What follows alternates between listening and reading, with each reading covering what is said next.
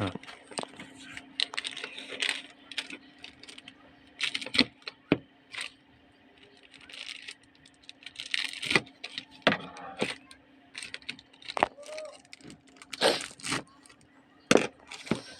po guys, ito po yung pong mga plastic para sa pong mga ganito, huwag nyo pong itapon. Yung gawin nyo ho, bunting-buntingin nyo para sa po yan o.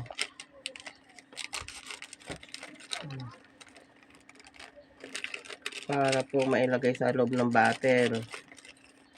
At ngayon, pag nakagawa na po kayo ng mga ilang bottle, halimbawa nakarami na kayo, naka 20 piraso na, may papalit na po siya ng sabon, powder. Kailangan po ito, pag siksik pong ganito po, gumawa po kayo ng ganito, isiksik nyo, kailangan nyo wala ho siyang awang, kailangan siksik na siksik po yan. Para ho, kailangan siksik na siksik, hindi po siya matigas na po dito, kailangan siksik na siksik siya. Yan.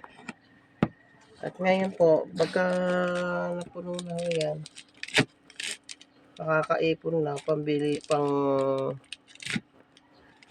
pangpalit na ng powder. May sabon na po.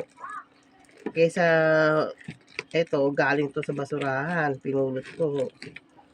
Pag nakaipon na ho ako dito, isiksik ko ng ganyan. Oh, kaysa bibili pa po ng sabon. Eh, gagamit na po yan. Sa basura lang, galing na po sa basura. Kakaroon ka na ng sabon, powder, tsaka bar. O di ba, malaking bagay yung basura. Yan. Kaya pagka naabangan nyo yung ginagawa ko, ipapakita ko rin po sa inyo kung paano ko nila palitan itong ginagawa po namin ito ng powder at saka sabon po.